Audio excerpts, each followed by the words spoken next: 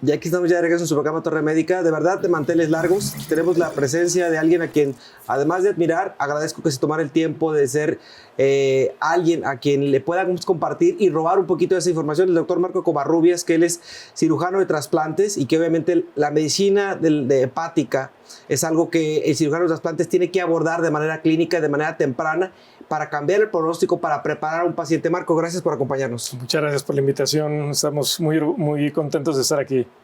La hepatitis es algo que la gente conoce por algunos padecimientos clínicos que se asocian a infecciones virales. Tienen una connotación que la sociedad entiende y que obviamente pueden progresar a condiciones muy distintas. Sabemos que hay un Día Mundial de la Hepatitis y que obviamente se establece algo especial para este día. ¿Por qué existe ese día, Marco? El 28 de julio, que es el Día Mundial de la Hepatitis, se estableció como una fecha para concientizar tanto a las personas, a las poblaciones, a los gobiernos y sistemas de salud sobre este gran problema de salud pública. Las hepatitis, sobre todo las virales, son una causa muy conocida y que cada vez se pensó que ya deberían de haber quedado en el pasado, pero siguen siendo una causa muy importante de enfermedad hepática crónica, de insuficiencia hepática y de cáncer de hígado, porque son un factor muy importante de predisposición de cirrosis. Y se aprovecha esta fecha pues para concientizar acerca de las enfermedades del hígado en general, de la cirrosis y pues toda esta gama de enfermedades asociadas. Marco, y platícanos por favor un poquito sobre todas estas enfermedades que son tan comunes en el hígado. Sí, se calcula que aproximadamente 1.3 a 1.5 millones de personas mueren cada año en el mundo a consecuencia de complicaciones de enfermedades hepáticas. Se cree que hay un subregistro dependiendo de la zona geográfica del mundo, pero aquí en México la muerte por enfermedades del hígado ocupa entre el tercer y cuarto lugar cada año de causas de mortalidad en el mexicano. Bueno, y de enfermedades hepáticas existen la cirrosis por hepatitis autoinmune, por hepatitis virales, alcohólica.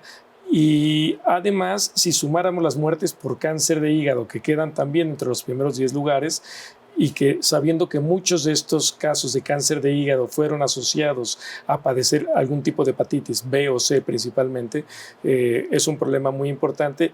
Y sobre todo sabiendo que existen estrategias o medidas que pueden aminorar, disminuir la cantidad de casos afectados y que todavía no se ha logrado concretar ese punto. Es ahí la importancia en concientizar a la gente.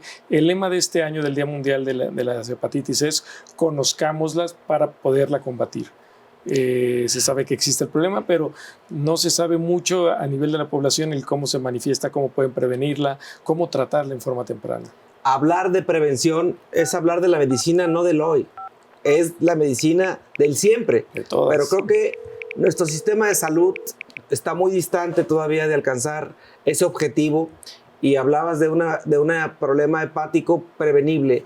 Existen subtipos de hepatitis dentro de estos que podemos abordar y considerar como algo prevenible. ¿Qué subtipos de hepatitis podemos considerar que pueden ser prevenibles o que pueden tener un comportamiento más benévolo, Marco? Sí, vamos hablando de que la enfermedad hepática que cursa con una inflamación crónica, que es lo que conocemos como hepatitis, tiene varios orígenes, ¿no? Pueden ser hasta 60 las enfermedades, pero nos limitamos generalmente a agruparlas en 4 principales enfermedades que causan hepatitis crónica y que a su vez pueda llevar a una enfermedad hepática terminal. Como mucha gente lo asocia, el alcohol, la gente al escuchar cirrosis hepática tiene estigmatizada la palabra. Cirrosis quiere decir cicatrización del hígado. El hígado puede quedar cicatrizado por muchas enfermedades. Desafortunadamente en la mente popular la mayor parte de las veces la connotación es hacia alcohol. En realidad la cirrosis por alcohol solo está causada entre el 25 y el 30% de los casos de cirrosis. El otro porcentaje importante viene por las hepatitis virales tipo B o C, que contribuyen como a un 30 o 35% todavía de los casos de cirrosis, a las hepatitis autoinmunes, que es toda una gama de enfermedades en las que el cuerpo, al igual que en otras enfermedades como tiroiditis o enfermedades de algunos tipos de diabetes o algunas enfermedades de la colágena, el cuerpo produce anticuerpos que atacan el hígado.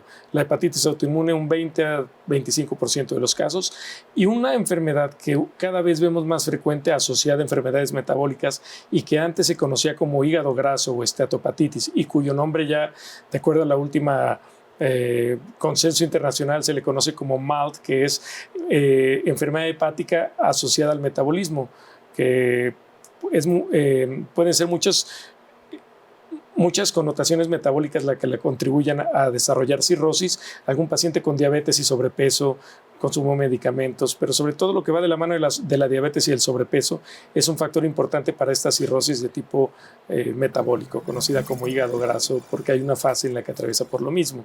Cada una de estas 4 grupos de enfermedades hepáticas puede tener sus propios mecanismos de prevención. Sabemos que las hepatitis virales, la transmisión principalmente es por transfusiones sanguíneas, por contacto con secreciones corporales, contacto sexual. Puede ser prevenida, obviamente llevando a las medidas de prevención de evitar contacto corporal con la sangre, transfusiones de sangre segura y demás. Pero también existe inmunización, vacunación contra la hepatitis B, que desde hace ya más de 30 años existe, y aún así se cree que si acaso en el mundo ni el 30% de los niños reciben la vacuna contra hepatitis B, que es algo que ni siquiera es tan costoso hablando en el esquema financiero. La hepatitis C no tiene prevención mediante vacunas, pero la hepatitis C sí es curable y podría hablarse de curación actualmente con los nuevos fármacos que existen, que después de ciclos de 3 meses de tratamiento, 96% de los pacientes pueden ser curadas. La situación aquí es curarla antes de que desarrollen cirrosis. Desafortunadamente, a veces la curación la ofrecemos cuando ya llegó el hígado a un daño irreversible.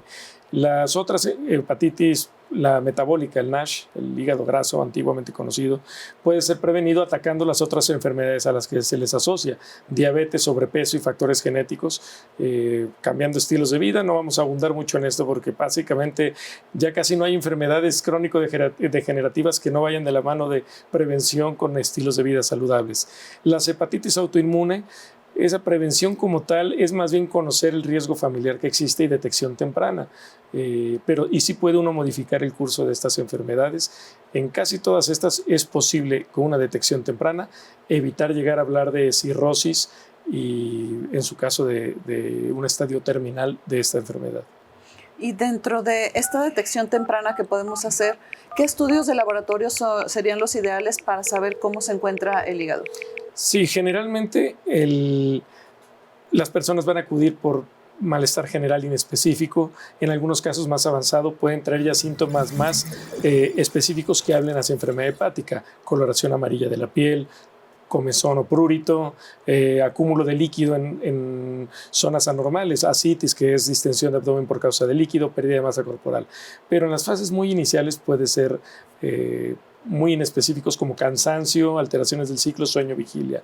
Lo que se recomienda dentro de lo que sería ya adoptando el estilo de vida saludable, los exámenes básicos de detección temprana, que son las pruebas de función hepática, biometría hemática, química sanguínea, y si hay datos que orienten también a que la persona tenga factores de riesgo o posibilidades de tener una enfermedad del hígado, imágenes como sería un ultrasonido del hígado. Generalmente con estos exámenes, que son una toma de sangre y una imagen que no lanza radiaciones, no invasiva, puede uno establecer con un 85-90% de precisión el estado de salud de hígado de una persona. Aspectos clínicos que tenemos que considerar, y creo que de manera preventiva no existe como tal algún estudio más a fondo, más específico que se tenga que hacer, que no requiera una toma de sangre. El ultrasonido, generalmente, que va de la mano ya en muchos de los paquetes de salud que se realizan, es una buena herramienta para detectar el estado anatómico de salud del hígado. Que no impliquen los estudios de sangre, sí siguen siendo importantes para detección de cirrosis o de alteraciones en la función del hígado.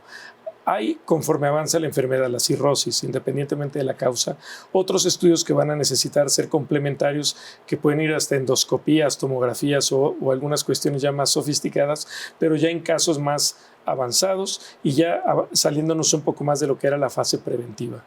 Aspectos clínicos que tenemos que considerar, y usted que nos ve a través de casita, que entendamos que la medicina preventiva cuesta mucho más barata. El tener a nuestros pequeños vacunados de manera temprana, creo que esos esquemas antivacunas no han dado un resultado satisfactorio. Ese razonamiento ha cambiado mucho el pronóstico en algunos pacientes para no llevarlos a una condición de mortalidad. Vamos a ir a la sección de Piensa Saludable con Ruth Cerdán y continuamos Doctor Médica. Continuamos.